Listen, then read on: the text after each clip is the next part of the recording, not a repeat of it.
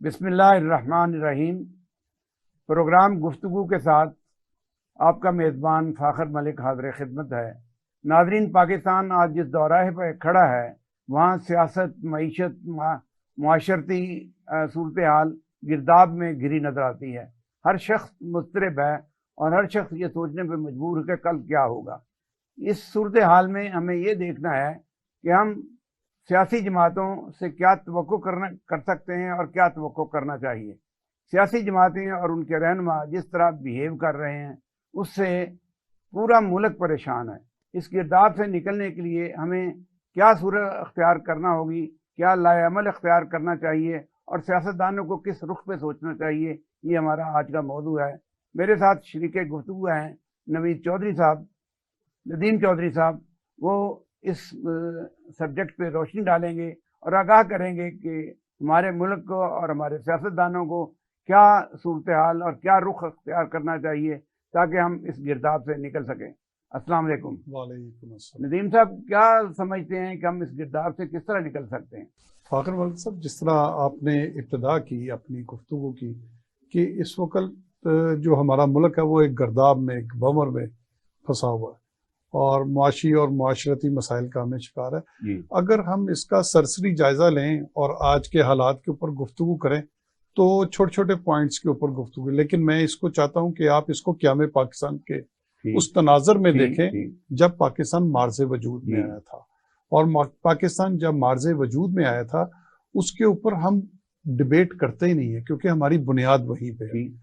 और उस वक्त जो बुनियाद थी, कायद आज़म साहब ने जो मुख्तसर वक्त में एक बड़ा गोल अचीव किया था, उसमें उनके पास वो टीम तैयार नहीं हो सकी थी जो पाकिस्तान को एक बेहतर पाकिस्तान बना सकती। और उन्होंने स्टेट बैंक की इफ्तिदाई तकरीब में कायद आज़म साहब ने फरमाया था कि मेरी जेब में खोटे सिक्के हैं। अगर वो खोटे सिक्के ना होते तो आपकी उस वक्त पाक अफवाज का जो सरबराह है, पहला वो जनरल फ्रैंक ना होता, दूसरा सरबराह आपका जनरल ग्रेसी ना होता। और जनरल फ्रैंक वो था जिसने कायद आज़म के अहकामात मानने से भी इनकार कर दिया था। ये वो सियासी हकीकतें हैं जिसका आज हमें मुतालिया पाकिस्तान में जिक्र नहीं मिलता, लेकिन ये वो बातें हैं जिनको अगर हम डिस्कस करेंगे तो हमें अपने आज के वक्त को समझने में और हमें उस गिरदाब से निकलने में मदद मिलेगी। क्योंकि हमने उसकी तरफ जाते नहीं। बीमारी हमें क्या लाहक है? हमें बीमारी ये लाहक है कि जब पाकिस्तान बना था कायद आज़म साहब की जेब में खोटे सिक्के थे। ये वो इलेक्टेबल्स थे जिनकी औलादें आज भी सियासत के अंदर वो गंद मचा रही हैं कि जिसका तसव्वुर भी नहीं किया जा सकता, जिसको बोला भी नहीं जा सकता, जिसको कहा भी नहीं जा सकता। मुख्तसर सी मिसाल ये है कि आप ये अंदाजा कर लें कि 10 अप्रैल के बाद पिछली हुकूमत खत्म हुई, लेकिन सिंध हाउस में जो हॉर्स ट्रेडिंग हुई उसके ऊपर ना कोई जिम्मेदार बना, ना कोई सजा के अमल से गुजरा, ना कोई जजा के अमल से गुजरा। और पूरा मुल्क जो है वो एक बमर में फंस गया। सियासी, मुआशी, मुआशरती, दफाई, हर लिहाज से हम सख्त तरीन क्राइसिस में चले गए। आज के दौर में भी अभी आप देख लें, कराची में जमात इस्लामी जो है उसने एक बड़ी वाज़ेह अक्सरियत हासिल की है और उसकी इत्तेहादी जमात के साथ मिलके उसको 193 की अक्सरियत हासिल है। 40-50 सीटें उनकी ज्यादा बनती हैं, लेकिन वो मेयर नहीं बन पा रहे क्योंकि वही 10 अप्रैल सिंध हाउस वाली जो हॉर्स ट्रेडिंग उधर हुई थी अब वो फिर होने जा रही है और सब खामोश हैं, देख रहे हैं, तमाशा हो रहा है। यानी कि इखलाकी तौर पर हम सियासत में इतनी गिरावट का एहसास हमें हो चुका है, हम उस हद तक पहुंच चुके हैं जहां हम बुराई को बुराई भी नहीं कह सकते, गलत को गलत नहीं कहते, सच बोलने की हिम्मत नहीं है। अगर कोई सच बोलता है और वो निशाना बनता है तो बाकी सब खामोश तमाशा ही बन के देखते हैं। चौधरी साहब, अगर 1947 का जिक्र करें तो जो पाकिस्तान 1947 में था वो 1971 में नहीं था। और जो 1971 से आज हमारी 50 साल तारीख है, इस 50 साल तारीख में जो मद्दोजहर आए हैं, मुख्तलिफ हालात आए हैं, आप समझते हैं कि उसमें सियासतदानों की जो नई ब्रीड आई है उसने हमें मायूस किया है या उसमें कोई बेहतरी की सूरत आई है? अच्छा जी, आपने जिस बात से आपने बात को पकड़ा है, मैं उसको कहूँ बात से बात को पकड़ा, और आपने जो 1971 की आपने बात की, तो हो सकता है मेरी इस बात से बहुत से लोग इख्तलाफ करें, लेकिन मैं ये बरमला कहूंगा कि इस वक्त जो पाकिस्तान है ये कायदे आजम का पाकिस्तान नहीं है। ठीक। कायदे आजम का पाकिस्तान जो था वो 15 दिसंबर 1971 से पहले था। ठीक। 16 दिसंबर 1971 को जो पाकिस्तान आया उसके बानी सिर्फ दो लोग हैं, एक जनरल याहिया साहब थे और एक जनाब जुल्फकार अली भुट्टो। ये दो बानी है। एक बानी जो था वो फांसी चढ़ गया और दूसरे बानी के फॉलोअर्स अब तक जो है इस मुल्क के ऊपर राज कर रहे हैं। अगर वो देखा जाए तो वो चाहे बराह रास्त हैं या बिलवास्ता है, ताकत उनके पास है और ताकत का सरचश्मा भी वही है। साहब ये तो बात आपकी दुरुस्त है, ये जो आपका नुक्ता नजर है ये मुमकिन है दुरुस्त हो, मुमकिन है दुरुस्त ना हो, लेकिन इसके तनाजर में हमें ये देखना है कि क्या हमारे सियासतदान इस काबिल नहीं थे कि इस सूरत हाल को संभाल सकते। अगर आप देखें तो 77 तक जी जब ये मुल्क दो लख्त हुआ जी, उसके बाद जनाब जुल्फकार अली भुट्टो साहब ने कोई 1-1.5 साल एज मार्शल एडमिनिस्ट्रेटर भी काम किया। उसके बाद 1973 कायम बना। उसके बाद उन्होंने अपने 5 साल पूरे किए। 5 साल नहीं पूरे किए।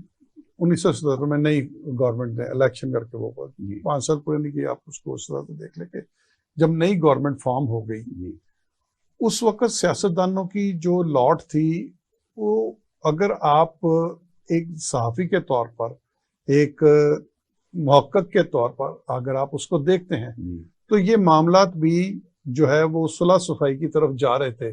जब जनाब जनरल ज़िया-उल-हक साहब 77 की बात 77 जनरल ज़िया-उल-हक साहब ने मार्शल लॉ लगा दिया और मार्शल लॉ लगाने के बाद उन्होंने 10 साल ऑपरेशन क्लीन अप करते रहे। उस ऑपरेशन क्लीन अप में एक बात इंतहाई अहम है जिसको एड्रेस बहुत कम लोग करते हैं और उसके ऊपर डिस्कस नहीं करते। वो था 1985 का एक इलेक्शन, गैर जमाती इलेक्शन, जिसको गैर जमाती इलेक्शन कहा जाता है।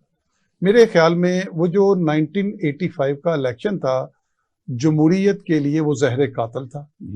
हमारे मुल्क के ऊपर वो बदतरीन एक बदनुमा दाग था और वो इस मुल्क के साथ एक इंतहाई ज्यादती की गई थी जो जनरल ज़िया साहब ने की थी।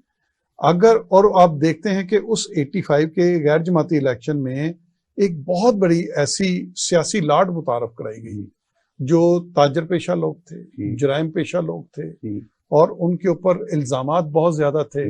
उनमें मुनशियात फरोशों की तादाद भी काफी शामिल थी, उनमें कब्जा ग्रुप के लोग शामिल थे। और हमने देखा कि उसके बाद जब 88 में नई हुकूमत आती है, मोहतरमा बेनज़ीर भुट्टो जिस तरह भी हुकूमत बनाने में कामयाब हो जाते हैं, लेकिन पंजाब में उनकी हुकूमत नहीं बनाने दी जा रही।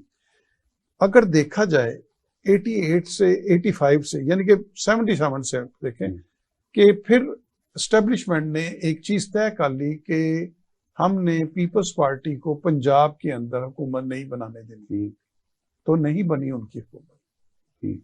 उनका रोल महदूद कर दिया गया।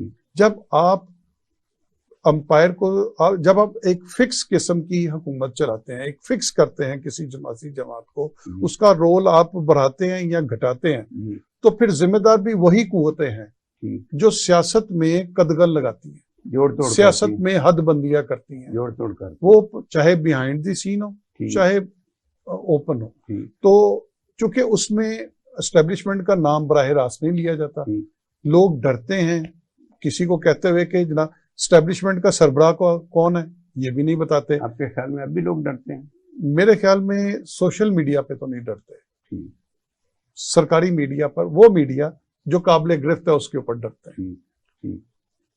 तो जहां पे गिरफ्त मजबूत हो जाती है वहां पे अभी भी ताकत जो है वो पावर चलती है, पावर कॉरिडोर्स में से सारी सियासत के चश्मे फूटते हैं। तो मैं ये समझता हूं कि इस वक्त जो हमारी सियासत है ये 85 का वो पौधा है जिसका फल आज सारी कौम खा रही है। अगर जनरल ज़िया ने 85 में वो गंदा पौधा ना लगाया होता तो उसका जहरीला फल आज कौम ना खा रही होती। इसमें एक मौका ऐसा आया था जब ये सारी छांटी हो सकती थी, वो मौका था जब जनरल मुशर्रफ ने NRO 2 दिया और उन तमाम लोगों के केसेस माफ कर दिए जिनके ऊपर करप्शन के इल्जाम थे बहुत ज्यादा, और उसमें जितनी आपकी करप्ट सियासी रजीम थी वो दोबारा उनको लाइसेंस दे दिया गया कि वो मुल्क लूटती, और फिर उनको मुल्क लूटने का मौका दिया गया और उन्होंने मुल्क लूटा, मुल्क बर्बाद किया, मुल्क को डिफॉल्ट किया। अब उसके बाद 2018 के इलेक्शन, उसके बाद अब 2018 के बाद अब जो भी इलेक्शन आएंगे आप देख लें कि सियासत में जो इस वक्त माहौल है, ये इस माहौल को देखते मैं तो एक ही बात कहूँगा कि इस्टेब्लिशमेंट का भी सियासत में रोल मुतय्यन कर देना चाहिए। सियासतदानों को चाहिए कि आपस में लड़ने की बजाय जितना बड़ी तेजी के साथ कानून साजियां करते हैं वो ये कानून साजी भी करते हैं कि एस्टेब्लिशमेंट का एक रोल जो है वो सियासत में मुतय्यन कर दे। तो कानून तो मौजूद है, रूल भी मौजूद हैं और कानून साजी भी मौजूद है, लेकिन अमल दरामद का मसला है। वहाँ पे आगे डिवाइड आती है सियासतदानों में। जो असल डिवाइड आई है वहाँ आई है जहाँ उनके मफादात का मसला था। अपने मफाद के लिए वो इकट्ठे हो गए, मुल्क के मफाद के लिए इकट्ठे नहीं हो सके। आज भी अगर आप देखें तो आज भी सियासतदान मुज़ाकरात के लिए तैयार नहीं है। और पाकिस्तान की जो बड़ी एक सियासी जमात है जो अपने आप दावा करती है कि हम सबसे बड़ी सियासी जमात हैं, उसके रहनुमा भी ये कहते हैं कि मैं मुज़ाकरात करने के लिए तैयार नहीं हूँ सियासतदानों के साथ, लेकिन एस्टेब्लिशमेंट के साथ, फौज के साथ मुज़ाकरात के लिए तैयार हूँ। ये सोच वो है जिसने मुल्क को तबाह किया है कि आप आपस में अपने घर पे गुफ्तगू करने के लिए तैयार नहीं हैं और बालादस्त कुव्वतों से गुफ्तगू करने के लिए तैयार हैं। आप समझते हैं कि कोई सूरत ऐसी बन सकती है या बन जाएगी या बनने का कोई इम्कान है कि तमाम सियासतदान, तमाम सियासी जमातें एक मेज के गिर्द इकट्ठी हो जाएं? अच्छा, इसमें चंद बातें बहुत अहम। जिस तनाज़र में आप गुफ्तगू कर रहे हैं, अगर इस तनाज़र में ही बात की जाए तो मैं ये ज़रूर कहूँगा कि एक टेबल पर बैठ के जो स्टेक होल्डर्स हैं सबको बात करनी चाहिए। ठीक, सियासतदानों को सियासत में जो है वो उसको बचाने के लिए, उसकी बका के लिए उनको एक पेज पे आना चाहिए। उन्हें गुफ्तगू का दरवाज़ा कभी भी बंद नहीं करना चाहिए, क्योंकि मैं ये समझ बड़ी बड़ी जंगें जो हैं जो मैदानों में लड़ी जाती हैं उनके फैसले बिल आखिर वो टेबल पे हुए। और सियासत का ये असूल है कि चाहे कुछ भी हो जाए आप जो है वो मुज़ाकरात के दरवाजे कभी बंद नहीं करते। अगर आप ये कहते हैं कि जो बड़ी सियासी जमात के सरबराह हैं अगर उन्होंने मुज़ाकरात नहीं किए तो मेरे नज़दीक वो एक सियासी गलती आप उसको कह सकते हैं। लेकिन हमारे मुल्क में सियासत है क्या? हमारे मुल्क में सियासत है क्या? हमारे मुल्क में आप जैसा आदमी, मुझ जैसा आदमी, या एक मिडिल क्लास का आदमी या अपर मिडिल क्लास का आदमी, वो भी इलेक्शन लड़ने का तसव्वुर नहीं करता। बिल्कुल नहीं कर सकता। वो इसलिए कि एक एमपी के इलेक्शन के लिए आपको कम से कम 15 से 20 करोड़ रुपया बर्न करना पड़ता है, फूंकना पड़ता है। बिल्कुल ठीक है। और एमएनए के इलेक्शन के लिए आपको 30 से 40 करोड़ रुपया जाया करना पड़ता है। तो आपके इलेक्शन में कौन से लोग शामिल होंगे? वो जो बिलियन क्लब के मेंबर हैं, जिनकी 100 करोड़ से ज्यादा संपत्तियां हैं, असासे हैं, उनके पास 20-30 करोड़ रुपया जाया करने के लिए मौजूद है। तो ऐसे लोगों की तादाद कितनी है? मेरे ख्याल में 0.2। 0.2 अगर आप उसको कैलकुलेट करेंगे तो 1 करोड़ में से 2 लाख, 22 करोड़ में से 44 लाख, ये 30-40 लाख लोग हैं। उनमें से वो चंद लोग निकलते हैं और वो इलेक्शन लड़ते हैं। बाकी 99.8% लोग जो हैं वो सियासत में इलेक्शन लड़ने का तसव्वुर नहीं कर सकते बराह रास्त। तो डेमोक्रेसी फिर ये डेमोक्रेसी नहीं है, ये फिक्स डेमोक्रेसी है। ये सिलेक्शन यहाँ पे की जाती है और उसमें भी कदगन ये है कि एक आम आदमी, मतलब मैं एक छोटी सी बात करता हूँ, हमारे जो सिक्योरिटी के इदारे हैं उनके पास कानून के अंदर ये प्रोविजन मौजूद है कि एक आदमी अगर गलत है, अगर वो स्टेप डाउन कर रहे हैं, उसकी क्लियरेंस नहीं हो सकती, वो इलेक्शन में नहीं आ सकता। तो इस वक्त जितना सियासत में करप्शन है, जितना सियासत में गंद है, सिक्योरिटी के वो इदारे जिनकी जिम्मेदारी है कि वो करप्ट एलिमेंट को ऊपर ना आने दें, वो क्यों स्टेप डाउन नहीं करते? वो क्यों उनकी क्लियरेंस करते हैं? अगर हम ये समझते हैं कि सियासतदानों ने सारा गंद मचाया तो मैं इससे इत्तेफाक नहीं करूंगा। इसमें वो लोग भी शामिल हैं जिन्होंने स्टेप डाउन नहीं किया, जिन्होंने क्लियरेंस दी। अगर आपकी बात को मैं इस तरह ले लूं, जिस तरह आप कह रहे हैं कि भी ये सियासतदानों का कसूर है और सियासतदान इस तरह की सूरत हाल में मुलविस हैं और बिलखुसूस वो इदारे मुलविस हैं, आप सिस्टम को अटैक नहीं कर रहे, आप समझते हैं कि ये सिस्टम चल नहीं सकता? सर 30 करोड़ 40 करोड़ बंदे, तो फिर और कौन सा सिस्टम आएगा? सर मैं 100% इस सिस्टम पे अटैक कर रहा हूँ। कौन मैं ये कह रहा हूँ, ऐसा सिस्टम हम क्या सजेस्ट करेंगे कि किस सिस्टम को आजमाया जाए? मैं एक छोटी सी आपसे बात जी, बहुत छोटी मुख्तसर सी बात। मैंने एक इंटरव्यू किया, बड़ी पुरानी बात है जी, उनका नाम था सूबेदार मोहम्मद असलम जी, वो मुझे कोर्ट में मिले। उनकी उम्र थी कोई 90 साल की। जी, उन्होंने बताया कि मैंने 1965 में अपनी 44 एकड़ जमीन बीआरबी नहर के पास एक शख्स को ठेके पे दी। ठीक, उसने उसकी जाली रजिस्ट्री करा ली। ठीक, मैं उस वक्त आर्मी में था। जी, फिर मेरा कुछ अरसे के बाद मैं छुट्टियां ली और मैं वापस आया तो मुझे उसका मुआवजा नहीं मिला। ठीक, मैंने कोर्ट में केस कर दिया। ठीक, वो केस चलता रहा, मैं रिटायर हो गया। जी, वो शख्स मर गया, मोहम्मद इस्माइल, ठीक, जिसने जाली रजिस्ट्री बनाई थी। ठीक, फिर उसकी औलादें आगे वो केस चलते, उसके 4 बेटे थे, 3 बेटे भी उनमें से मर चुके हैं। जी, अब उनसे उसके पोते वो केस लड़ रहे हैं। जी, ये मेरा पोता मेरे साथ है, ये भी केस लड़ रहा है। मैं 1965 से उस केस को लड़ रहा हूँ। 3 दफा सुप्रीम कोर्ट तक गया, फिर रिमांड हो जाता है, वापस आ जाता है, फिर सिविल कोर्ट में दोबारा केस लड़ता है। तो मैं इस सिस्टम में मुझे फाइट करते हुए इतना अरसा हो गया, लेकिन मुझे इंसाफ नहीं मिला। चौधरी साहब, जो इंसाफ की बात करते हैं, ये तो अदलिया का इशू है। आप समझते हैं, हम बात कर रहे थे सियासी इदारों की, सियासी इदारों से आगे निकल के दफाई इदारों के उस हुकूमत करने के अरसे का। लेकिन सवाल ये है कि क्या इस सिस्टम में हम चल सकते हैं या नहीं चल सकते?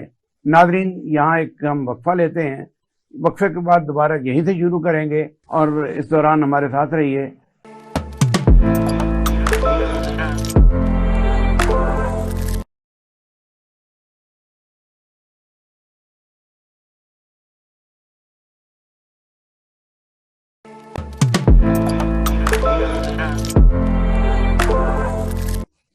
नाज़रीन, वेलकम बैक। हमने जहां खत्म किया था वहीं से दोबारा शुरू करते हैं। चौधरी साहब से मैं ये बात कर रहा था कि पाकिस्तान में जो सिस्टम सियासत का मुरव्वज है, ये सिस्टम हमें वो फ्रूट नहीं दे रहा जिससे पाकिस्तान खुशहाली और तरक्की की जानब बढ़ सके। सवाल ये है कि अगर ये सिस्टम नहीं तो फिर कौन सा सिस्टम आजमाया जाए ताकि हम आगे बढ़ सकें, पाकिस्तान तरक्की करे और मुल्क खुशहाली से हमकनार हो। जनाब चौधरी साहब। सर बहुत शुक्रिया फाकिर साहब, आपने जो सवाल किया इस सवाल के अगर 3 पहलू मैं उसको कहूँ तो उसमें उसकी वजाहत हो सकती है। सबसे बड़ा पहलू ये है कि क्या ये निज़ाम हमारा आम आदमी को सपोर्ट करता है जी, आम आदमी को उसकी फलाह के लिए उसको इंसाफ देता है, नीड्स जो पूरी करता है। तो हम ये देखते हैं कि हमारा ये जो मौजूदा निज़ाम है, मैं निज़ाम अदल की इसलिए बात कर रहा क्योंकि निज़ाम अदल का किसी भी निज़ाम के अंदर वही किरदार है जो एक इंसानी जिस्म के अंदर दिल का किरदार होता है। अगर दिल आपका धड़क रहा है तो आपका जिस्म जिंदा है और आप हरकत कर रहे हैं। लेकिन अगर आपका दिल मुर्दा हो गया तो आप बीमार, आप तो वेंटिलेटर पे हैं, आप मसनूई सांस के जरिए चल रहे हैं। तो पाकिस्तान में एक ऐसा निज़ाम राइज है जिसके अंदर आप निज़ाम अदल की बात कर रहे हैं। मैं निज़ाम अदल वेंटिलेटर पे है ना सर, मैं अपने पूरे निज़ाम की बात कर, निज़ाम हुकूमत की बात कर रहा हूँ। उस निज़ाम हुकूमत के अंदर एक अदारा हमारा अदलिया है। तो अदलिया का आलम यह है कि अदलिया का निज़ाम चौक कर चुका है। ये आम आदमी को इंसाफ नहीं दे रहा। ये अमीर के लिए मौके फराहम करता है कि वो अपनी मर्जी का इंसाफ ले ले। अगर आपके पास अच्छा वकील है तो आप केस जीत जाते हैं। अगर आपके पास अच्छा वकील नहीं करने की शक्कत, आपके पास किराया तक नहीं है अदालत जाने का, आपके पास स्टैंप की उसकी अदालत की कोर्ट फीसें लगाने के लिए आपके पैसे नहीं, आपके पास खाने के पैसे नहीं, तो आप इंसाफ कहाँ से लेंगे? इसलिए इंसाफ आपकी दहलीज पे चल के नहीं आएगा। देखिए, आप इंसाफ की बात करते हैं तो इस मुल्क में इंसाफ के नाम की एक तहरीक जो 4.25 साल बरसर गुजार रही है, उनका बुनियादी नारा यही था कि हम इंसाफ देंगे। आपके ख्याल में वो 4.25 साल में कुछ कर सके? सर, वो 4.25 साल के अंदर इंसाफ के निज़ाम में कोई बेहतरी नहीं ला सके। उन्होंने, इसकी वजह क्या है? उसकी वजह यह है कि हमारे इस निज़ाम को जकड़ के रखा हुआ है हमारी उन कुव्वतों ने जिनके मुफादात इससे वाबस्ता है कि ये निज़ाम हिले ना अपनी जगह से। आप मुझे एक छोटी सी बात बता दें, मैं आपसे क्वेश्चन करता हूँ। आप एक साफ़ी हैं और आपकी पूरी एक नज़र है इसके ऊपर। हमारी सरकारी जुबान उर्दू है, लेकिन हमारी सरकारी जुबान फैसले अंग्रेजी जुबान में होते हैं। क्यों होते हैं? आपको पता है अंग्रेजी जुबान जो है वो कितने लोग पढ़ते हैं, कितने लोग समझते हैं? आप उन फिगर्स पे ना जाएं। आपको मैं मोटी सी एक बात, मैं यूएनओ की एक रिपोर्ट बता देता हूं कि आपके 54% बच्चे स्कूल ही नहीं जाते, 46 बच्चे स्कूल जाते हैं। जो स्कूल जाते हैं उनमें से भी 73% बच्चे मैट्रिक पढ़ते हैं, मैट्रिक तक नहीं पहुंचते। इसका मतलब है कि सिर्फ 27 बच्चे मैट्रिक करते हैं और उनमें से 27% यानी कि उन 46% में से, और उनमें से जो हायर एजुकेशन तक पहुंचते हैं वो सिर्फ 1.5 है। आपके 100 में से सिर्फ एक बच्चा मास्टर करता है। अगर आप उनकी तादाद पूरे मुल्क से निकाले 30-40 लाख बच्चे बनते हैं और उनमें से उनको वो भी सड़कों पे खाक छान रहे होते हैं। फ्यूचर कोई नहीं आपका। पिछले एक साल में 7.5 लोग स्किल्ड बच्चे जो आला तालीम याफ्ता थे ये मुल्क छोड़ के जा चुके हैं। और जो आगे बच्चे आ रहे हैं, मैं चूंकि खुद पढ़ाता भी हूँ, बच्चों की फीलिंग्स देखता हूँ, वो अपने फ्यूचर के बारे में क्वेश्चन मार्क है उनका। वो कहते हैं वो डिग्रियां हासिल करना चाहते हैं, वो तालीम हासिल करना चाहते हैं जो बाहर जाके वो कुछ अपने फ्यूचर को महफूज बना सकें। उनको पाकिस्तान के अंदर अपना फ्यूचर जो है, अपना मुस्तकबिल महफूज नजर नहीं आता। हम नजरिया जरूरत के मुताबिक तो फैसले कर लेते हैं, इस हुकूमत को गिराना, इसको चलाना है। लेकिन आप ये देखें, मैं एक छोटी सी बात बताता हूँ। मैंने जब जर्नलिज्म स्टार्ट की थी तो उस वक्त शुरू में मुझे एक मैगजीन में लिखने का मौका मिला, जिंदगी मैगजीन उसका नाम था। मुजीबुर रहमान शामी साहब उसके एडिटर थे, मेरे उस्ताद मोहतरम है। उन्होंने मुझे एक फीचर दिया, मैंने उस वक्त पहला फीचर मेरी जिंदगी का था, वो कालाबाग डैम के ऊपर था। और उस वक्त डॉक्टर महबूबुल हक साहब की एक रिपोर्ट को सामने रख के, जो विजन गालवन उसका नाम था, विजन 2025 के साथ, मैंने उसके लेके वो पूरा उसके 2020 उसको सामने रख के मैंने वो सारी रिपोर्ट तैयार की।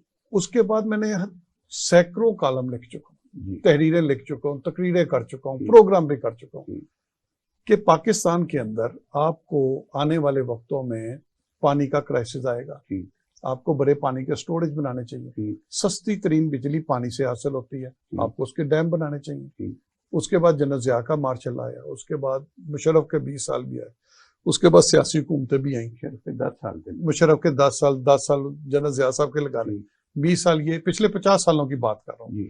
तो मैं देख रहा था कि वो अगर 20 साल वो हो गए, 20 साल आगे फिक्स गवर्नमेंट होती नहीं। तो ये सारा कुछ होने के बावजूद आपने पानी के बड़े स्टोरेज क्यों नहीं बनाए? आपने डैम क्यों नहीं बनाए?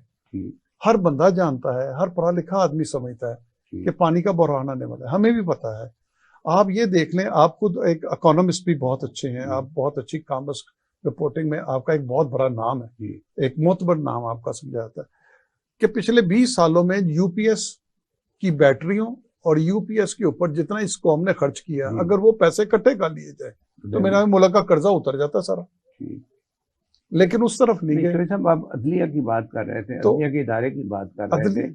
हम अगर ये सूरत हाल जो आप बयान कर रहे हैं, अगर ये सूरत हाल कायम रही तो फिर इस मुल्क के जो वजूद का जवाब है वो आहिस्ता आहिस्ता ख़त्म हो जाएगा, क्योंकि ये मुल्क बना ही इंसाफ के नाम पे था। हमने हिंदू से जब आज़ादी हासिल की तो उसका एक बुनियादी मकसद ये था कि इस मुल्क में वो निज़ाम आएगा, इस्लाम का निज़ाम आएगा जिसमें इंसाफ होगा, और इंसाफ होता हमें नज़र नहीं आ रहा। आज जो सूरत हाल है, जो आपने बयान की, मुख्तलिफ वाक़यात बयान किए, उसमें तो ऐसे लगता है कि जैसे आने वाली नस्लें भी इसी में जकड़ी रहेंगी। तो आप क्या सजेस्ट करते हैं, कैसा कौन सा निज़ाम लाया जाए, किस तरह का निज़ाम लाया जाए जिससे लोगों को इंसाफ मिल सके? बल्कि अब तो नवाज शरीफ ये कहता है कि मुझे इंसाफ नहीं मिल रहा, और दूसरे सियासतदान भी बात कहते हैं हमें इंसाफ नहीं मिल रहा। यानी जो टॉप के लोग सियासतदान है, मैं आम आदमी की बात नहीं करता, आम आदमी तो आपने जिक्र किया। अगर ये सूरत हाल है तो इसमें एक तब्दीली किस तरह लाई जाएगी?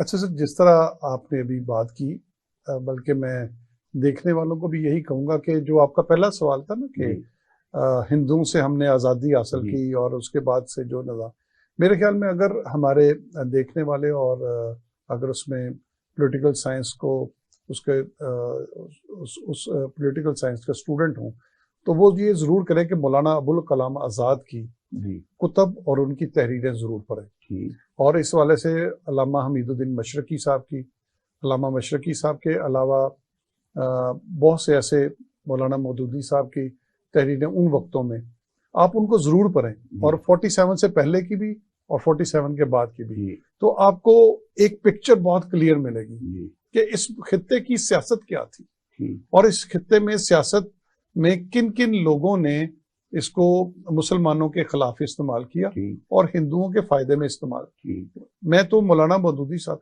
मैं उस तरफ भी नहीं जाता, ये बहुत एक लंबी बहस चली जाएगी, लेकिन मैं एक अल्टीमेटली एक मोटी सी बात कहूंगा कि पाकिस्तान की तकसीम चूंकि अंग्रेजों ने की, ये आजादी नहीं थी, ये तकसीम हिंद थी। पहले इसको एक क्लैरिटी के साथ ले लें, हमारे मुतालिया पाकिस्तान पे आप ना जाए, आप ग्राउंड रियलिटी पे जाएंगे। एक तकसीम थी और इसको अगर आप चाहेंगे तो मैं इसको खोल के बयान कर दूंगा, क्योंकि इसके ऊपर टाइम फिर पूरा लग जाएगा, ये बहुत बड़ा सब्जेक्ट है। तो ये तकसीम थी, ये आजादी नहीं थी, पहली चीज। और दूसरी चीज ये है कि इस तकसीम के दौरान जो खून खराबा हुआ, तारीख में इससे बड़ी खून रेजी नहीं हुई। इस दुनिया में अभी तक किसी तकसीम के ऊपर 2.5 यानी कि 2.5 मिलियन 25 लाख लोगों का कत्लेआम नहीं हुआ सर। 25 लाख लोग मारे गए, खून की नदियां बहाई गई, और उसका जिम्मेदार कौन था? अंग्रेज सरकार थी। किसी एक हुकूमत ने कभी हिम्मत की कि अंग्रेज सरकार को ये कहे कि जनाब आप जिम्मेदार थे, आप हमें हर्जाना दें और हमारा नुकसान इतना हुआ, आप पूरा करें। आप ये देख लें कि दूसरी जंग अजीम के अंदर, पहली जंग अजीम के हिटलर ने जब जो कुछ किया था उसके ऊपर जो है जुर्माने आयद किए गए थे और उनके असासे जब्त करके बेचकर यहूदियों को कंपलसेट किया गया था, क्योंकि उन्होंने उसको, उसमें जुल्म हुआ। हमारे साथ तो इतना बड़ा जुल्म हुआ, हमारी उसकी जिम्मेदारी किसकी थी? अंग्रेज हुकूमत की थी, उसकी जेरे निगरानी, उधर भी उनकी फौज थी, इधर भी उनकी थी, सिक्योरिटी के दायरे भी उनके थे। लेकिन ये मैं कह, ये बात बहुत लंबी हो जाएगी। जिस तारीख का जिक्र कर रहे हैं ना, हमें उस तारीख से हटके आगे चलना है, वे फॉरवर्ड देखते हैं। आप बात कर रहे थे इंसाफ की। इंसाफ तो उसी सूरत में मिलेगा जब हम एक सही किस्म के इंसाफ की बुनियाद रखेंगे। अगर हम इंसाफ में भी डंडी मारेंगे और वो सिस्टम लाएंगे जिस सिस्टम से लोगों को फायदा कोई नहीं होता, तो वो सिस्टम हमें कुछ नहीं देगा। आज हमें बात करनी चाहिए मुतबादल इंसाफ के सिस्टम की, ऐसा सिस्टम जो आम आदमी को फायदा पहुंचाए, खास आदमी को तो हर सिस्टम में फायदा पहुंचता है। आपके ख्याल में वो क्या होना चाहिए? सर, हमारा जो निज़ाम अदल है वो प्रोसीजरल सिस्टम उसको कहते हैं। जो प्रोसीजरल सिस्टम है ये किसी भी दुनिया में, खास तौर पे प्रोसीजरल सिस्टम वहां पे कामयाब होता है जहां पे कम से कम 60% आबादी पढ़ी लिखी हो, जहाँ 60% से कम पढ़े लिखे लोग होंगे, और वो निज़ाम अदल आपकी जुबान के मुताबिक है ही नहीं, क्योंकि उसमें जितने फैसले होते हैं अंग्रेजी, आपको एक ऐसे मुआवन की जरूरत होती है जिसको वकील कहते हैं। देखा जाए तो हमारी शरीयत में तो वकील की भी गुंजाइश कोई नहीं। तो ये निज़ाम मुकम्मल तौर पर गैर इंसानी, गैर इस्लामी और जुल्म और ज्यादती और तबकाती निज़ाम पर मबनी है। इस निज़ाम को खत्म करके हमें उस तरफ जाना चाहिए जो खिलाफत राशिदा के अंदर निज़ाम इंसाफ था, जो खिलाफत अब्बासिया के अंदर निज़ाम इंसाफ था, जो हमारी शरीयत के अंदर खिलाफत राशिदा जो हुजूर पाक सल्लल्लाहु अलैहि वसल्लम ने डिफाइन किया था, हमें उस तरफ जाना चाहिए। हमारी असास, हमारी बका इस्लाम से दूरी है, हमें इस्लाम की तरफ वापस आना पड़ेगा। जब तक हम उस तरफ नहीं आएंगे, हम उसके मुताबिक अपना रिफाइन नहीं करेंगे, हम अपने निज़ाम की इस्लाह नहीं करेंगे, जो गलत है उसको खत्म करें, जो ठीक है उसको बेहतरी की तरफ लेके नहीं जाएंगे, हम उस वक्त तक आप जो बात कर रहे हैं बिगाड़ की जो सूरत हाल हुई है उसमें हमारे मौलवी का, हमारे उस तबके का, जिसे हम इस्लाम का नाम निहाद जो बना हुआ है, जो भी बना हुआ है, जिसने अपने जिम्मे लिया हुआ है, उसकी कौन सी शरीयत को नाफिज करेंगे? फिर तो वो शरीयतों का जो तसादम है वो इतना वादे हो जाएगा, हम फिर एक दूसरे को मरने मारने पे तुल जाएंगे। सर मैं इसमें बहुत छोटी सी एक बात करूंगा। निज़ाम इस्लाम जो है उसमें अगर तकसीम है तो उसको मौलवियों ने नाफिज नहीं करना, उसको कंसेंसस के जरिए स्टेप बाय स्टेप आप उसको नाफिज कर सकते हैं, अगर आप करना चाहें तो, अगर आपकी नीयत हो तो।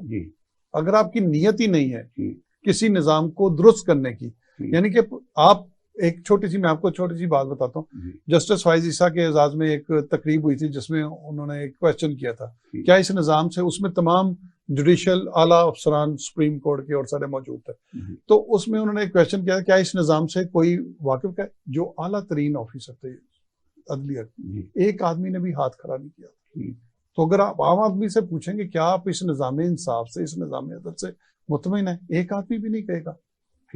जब कोई आदमी मुतमईन ही नहीं है, जब कोई इस निज़ाम से वाकिफ ही नहीं है, जो इसकी अहमियत को कोई ये समझता है कि ये इस काबिल ही नहीं है कि ये आम आदमी को ये निज़ाम इंसाफ, जब कोई इससे हक में नहीं है तो आप क्यों उसको मुसल्लत करके बैठे? अच्छा चौधरी साहब, अगर आपकी ये बात मान ली जाए, इसी तरह मान ली जाए कि कोई आदमी इस पे एतमाद करने के लिए तैयार नहीं है और कोई आदमी इसको प्रैक्टिस में देखने भी नहीं चाहता, तो फिर जिम्मेदारी फिक्स करते हुए आपके ख्याल में इस इंसाफ की रास्ते में जो रुकावट अनासर हैं, क्या वो सियासतदान है, क्या वो फौज है, या क्या वो कोई गैर मुल्की एजेंट हैं जो हमें उस तरफ बढ़ने नहीं देते?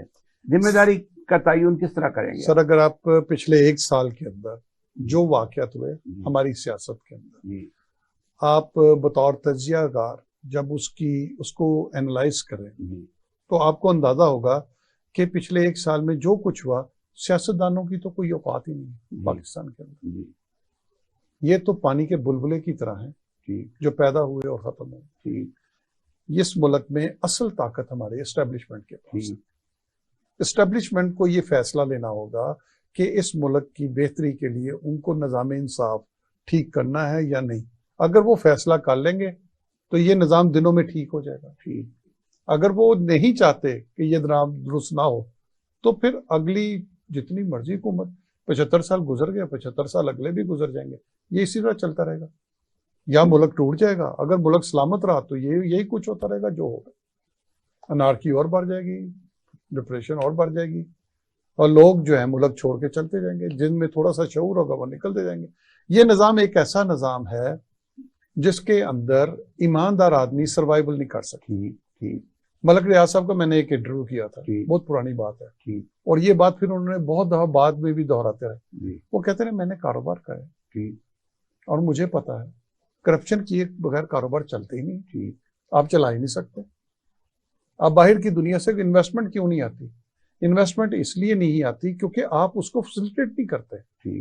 मैं एक छोटी सी आपको बात बताऊं, मैं पिछले साल मैं टर्की में था। मेरे एक दोस्त जो है फयाज वराइच, वो वहाँ पे बिजनेस करते हैं प्रॉपर्टी का, मुझे साथ ले गए।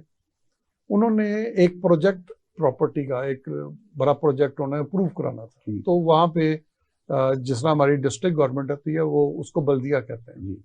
तो बल्दिया के साथ उनकी मीटिंग थी, फिक्स थी। मैं वहाँ पे उनके साथ गया, वो अपने आर्किटेक्ट अपने 2-3 लोगों को साथ ले गए। मीटिंग हुई, उन्होंने कहा कि ये एक इलाका है जहाँ पे मैं प्रोजेक्ट करना चाहिए, उसको बैलिक 200 कर। तो उन्होंने कहा हम आपके लिए क्या कर सकते हैं? कहते हैं जहाँ पे मैं आता हूँ, जहाँ पे मैं ये कर रहा हूँ, ये एक अच्छी खासी आबादी होगी, यहाँ पे कम से कम 2000 घर नए बनेंगे और अपार्टमेंट तैयार होंगी। तो यहाँ पे सड़क जो है वो तकरीबन 1.5 किलोमीटर पीछे जाकर खत्म हो जाती है, आखिरी स्टॉप जो है। तो वहाँ पे जो ट्रेन मेट्रो जो गुजरती है, अगर वो उसका एक स्टॉप और बना दिया जाए तो अप्रोच मिल जाएगी, बड़ी आसानी हो जाएगी लोगों को आने जाने में। और ये चूंकि एक बड़ी बात है, इसमें अगर कम्युनिटी सेंटर हो जाए, कहते हैं वेरी गुड। उसने कहा यही बस दो मेरी गुजारिश। तो वहां पे मैं आपको बताऊं, विद इन 15 मिनट के अंदर उनकी सारी इंतजामिया के लोग मौजूद, उन्होंने मशवरा किया। उन्होंने कहा कि हम आपको विद इन 6 मंथ 6 माह में हम आपको यहाँ तक सड़क भी देंगे, हम यहाँ पे आपको नया बस स्टॉप भी देंगे, मेट्रो भी 6 महीने तक आ जाएगी, यहाँ पे स्कूल भी बनाएंगे, कम्युनिटी सेंटर भी बनाएंगे और यहाँ पे पार्क भी बनाएंगे। आप शुरू करें। अगर आपकी ये बात, जैसे आपने तुर्की की मिसाल दी है कि जी वो एक मुकर्रर मुद्दत में, मुतय्यना मुद्दत में प्रोजेक्ट जो है वो मुकम्मल हो गया और प्रोजेक्ट की मंजूरी भी दे दी गई, उसकी ज़रूरियात भी पूरी कर दी गई, क्या हमारे मुल्क में इस किस्म की कानून साजी ने रुकावटें डाली हुई कि हम काम नहीं कर सकते, या हर काम में एस्टेब्लिशमेंट मुदाखलत करती है वो काम ना हो, या हर काम में सियासतदान मुखालफत करते हैं काम ना हो? असल जो बुनियाद है उसको किस तरह ठीक किया जा सकता है? सर, असल में मैं फिर वही कहूँगा कि पाकिस्तान की सियासत में सियासतदान किसी जगह मैटर नहीं करता, ना सियासी जमातें, जो उनके रोल मुतय्यन कर दिए जाते हैं उसके मुताबिक वो काम करते हैं। ये सारे फैसले एस्टेब्लिशमेंट ने लेने आज की दुनिया में, यहाँ एस्टेब्लिशमेंट ले या फिर पूरी कौम तुर्की की कौम की तरह बन जाए और वो डिसीजन खुद ले ले। चूंकि हमारी कौम तकसीम दर तकसीम दर तकसीम दर तकसीम है, इसलिए वो उस तरह की कैफियत नहीं आ सकती। हमारी तुर्की की तरह की कौम नहीं और मुख्तलिफुल ख्याल कौम है। आप ये समझ लें, अपने तालीमी निज़ाम को देख लें, आपके तालीमी निज़ाम में इंग्लिश मीडियम बच्चे जो हैं वो करीबन 15% स्कूल इंग्लिश मीडियम है। ठीक है सर, और आपके करीबन कोई बाकी स्कूल उर्दू मीडियम है। 15% ही बच्चे आपके मदरसों में होते हैं। तो आप तो 3 तरह की नस्लें तैयार कर रहे हैं, एक वो जो मदरसा है, एक वो जो उर्दू मीडियम है, एक वो जो इंग्लिश मीडियम है। इंग्लिश मीडियम रूलिंग क्लास है। सुन रहे थे नदीम चौधरी साहब की, उन्होंने सियासत के मामले में, अदलिया के मामले में, मुल्क के इदारों के मामले में बड़ी एक मुफस्सल गुफ्तगू की है। हमें यकीन है कि ये गुफ्तगू हमारे आने वाली नस्लों के लिए भी और हमारी मौजूदा नस्ल के लिए भी मिशल राह होगी और इससे हम इस्तिफादा कर सकेंगे और कर सकते हैं। उनका ख्याल ये है कि इस मुल्क में अगर आगे जाना है तो सिर्फ एक एस्टेब्लिशमेंट वाहिद रास्ता है कि जिसके ज़रिए से हम आगे निकल सकते हैं, तरक्की कर सकते हैं। इनका ये ख्याल दुरुस्त है या किस हद तक दुरुस्त नहीं है, इसका फैसला तो आपको करना है। इसके साथ ही हम आपसे इजाज़त चाहेंगे। आज का प्रोग्राम ख़त्म हुआ। इंशाल्लाह अगले प्रोग्राम में आपसे दोबारा नए मौजू के साथ गुफ्तगू होगी। अल्लाह हाफ़िज़।